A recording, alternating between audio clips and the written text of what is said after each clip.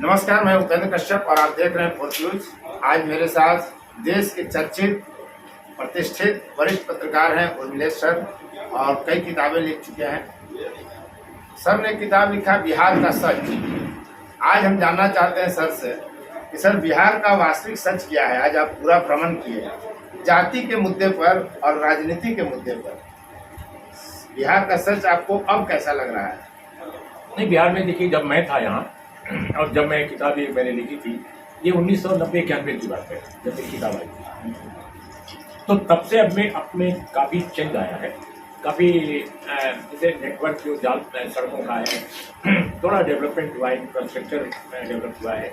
लेकिन जहाँ तक और बहुत सारे मसले हैं, शिक्षा है, स्वास्थ्य सेवाएँ हैं, जितना उसमें होना चाहिए था डेवलपमेंट, जितना दक्षिण भारत के अन्य राज्यों ने किया है, वो उस मुकाबले में बिहार अभी भी बहुत पीछे है। और दूसरी बात की जात पात का जहाँ तक प्रश्न है, जात पात तब भी था, जात पात अब भी है। तो जाति इसीलिए चुनाव में अभी भी एक महत्वपूर्ण फैक्टर है। इसलिए मुझे ऐसा लगता है कि ये जो इंडिया अलायंस है, इसलिए ज़्यादा महत्वपूर्ण बात यह है कि इसने जाति की घेराबंदी को तोड़ा है।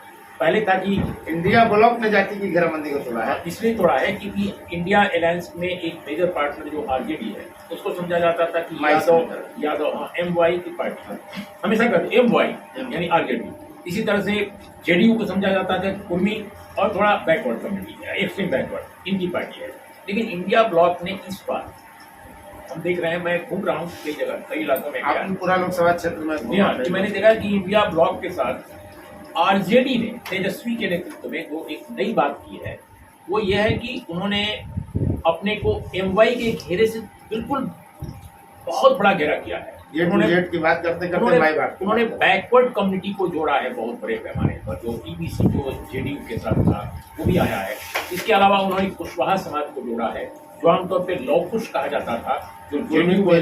जी हाँ, तो ये तेजस्वी यादव ने जो कैंडिडेट्स खड़े किए हैं ना बहुत सारे अपनी पार्टी के, उसका भी प्रभाव है। और इसके अलावा नीतियों के स्तर पर भी बहुत महत्व दिया है। आरजेडी में पहले भी कुशवाहा समाज से बहुत बड़े बड़े नेता रहे हैं, ऐसा नहीं है, अभी भी हैं।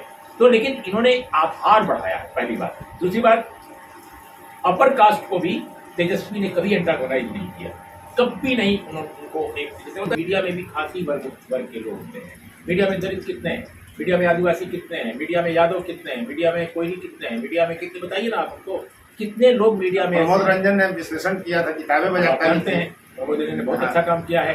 प्रमोद रंजन ने काम किया है, अन्य कई लोगों ने काम किया है साउथ में कि इंडियन मीडिया में बेसिकली तो सभी अपर कास्ट के लोग हैं ज्यादा। बिहार में प्रमोद रंजन जी की बहुत अच्छा काम है उनका जी। तो अब आपने समझ लिया। तो अभी जो लोकसभा का चुनाव आप देख रहे हैं, उसमें जिन लोकसभा क्षेत्रों में आप गए, वहाँ विकास मुद्दा है या विकास पर जातीय समीकरण हावी है? दोनों चीजें हैं। बहुत सारे लोग कहते हैं कि साहब इनको हमने 3 बार से MP चुना है, कई लोग कहते हैं कि यहाँ 2 बार से MP हैं, तो इनको हम क्यों दें, हमारे लिए क्या किया है इन्होंने। रोजगार का प्रश्न बहुत बड़ा उठा दिया है लोगों ने, कहा कि रोजगार ही नहीं है देश में, हमारे खासकर प्रदेश में तो बिल्कुल नहीं है, देश में भी नहीं है। लोग कहते हैं कि मोदी जी कहते हैं कि हमने ये किया, 5 किलो अनाज दिया। भाई 5 किलो अनाज मत दीजिए ना, हमें रोजगार दे दीजिए, हम अच्छा अनाज खाएंगे। कांग्रेस तो इंडिया ब्लॉक की तरफ से कहा जा रहा है कि हम 10 किलो अनाज देंगे। वो कह रही है, इसलिए कह रही है कि हर पार्टी चाहती है कंपटीशन में उतरना।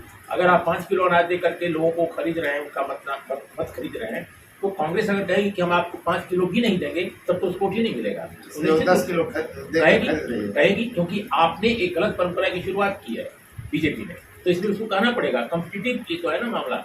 लेकिन बीजेपी के मुकाबले कांग्रेस रोजगार पर ज़्यादा ध्यान दे रही है। वो कह रही है कि हम एजुकेशन का लेवल बेहतर करेंगे।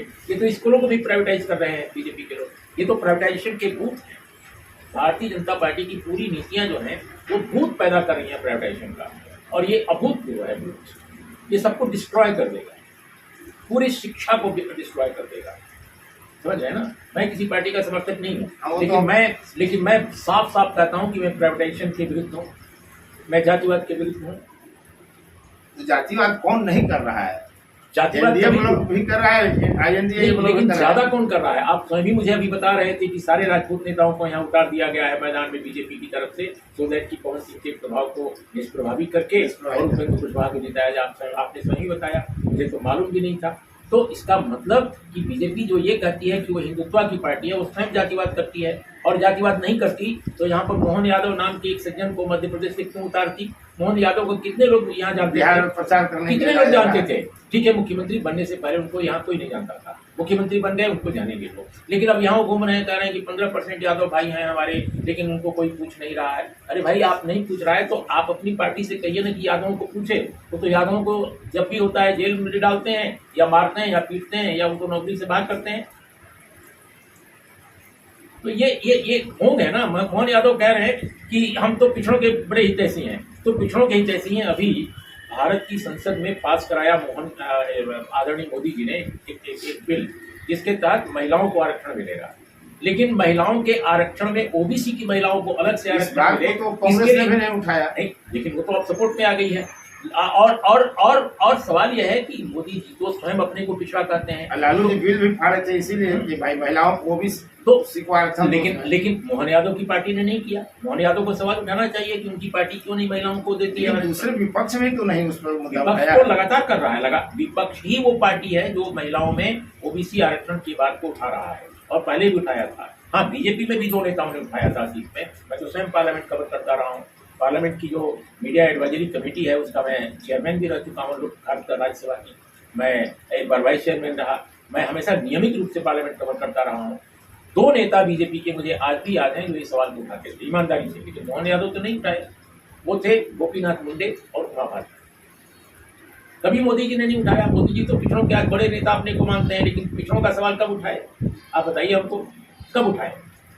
मतलब अब महिला बिल वही यथावत रह जाएगा, उसमें क्या होगा, आरक्षण नहीं मिलेगा। मुझे नहीं मालूम कल क्या होगा। मीडिया की भूमिका को आप कैसे देखते हैं? जो लोकसभा का चुनाव हो रहा है उसमें मीडिया धारणाएं बनाने में किस तरह से सक्रिय है? मीडिया जो बीजेपी के पक्ष में, एनडीए के पक्ष में, मोदी जी अमित शाह जी की सरकार के पक्ष में ओपिनियन बनाने में, ओपिनियन क्रिएट करने में सबसे अहम रोल अदा करता है। और everybody know in this country India and not only in India, whole world knows कि इस समय भारत का जो मीडिया है उसको प्यार से गोदी मीडिया कुछ लोग कहते हैं। मैं टेलीविजन को टेक टीवी को कहता हूँ। तो मीडिया पूरी तरह भारतीय जनता पार्टी और मौजूदा सरकार के हाथों में है। जो वो चाहते हैं मीडिया से वो कराते हैं। छिटपुट कुछ अंग्रेजी के बेहतरीन अखबार हैं जो अच्छी रिपोर्टिंग करते हैं, जैसी रिपोर्टिंग हम लोग कांग्रेस रिजिम में करते थे। कांग्रेस के खिलाफ लिखते थे, कांग्रेस की सरकार की आलोचना करते थे, बीजेपी की भी आलोचना करते थे, लेफ्ट की भी आलोचना करते थे, और तब हमें कोई देशद्रोही नहीं कहता था। आज जैसे ही हम मोदी जी की आलोचना करते हैं, उनकी नीतियों की, देशद्रोही करने लगता है। तो ये है। जो दूसरे तबके हैं मीडिया के, वो भी तो खुलेआम मोदी की हर बात की आलोचना करते हैं। नहीं, जो यूट्यूब पर बहुत सारे लोग बिना किसी तथ्य के, बिना अनर्गल प्रलाप करते हैं मोदी के खिलाफ या अमित शाह के खिलाफ, मैं उसको भी पसंद नहीं करता।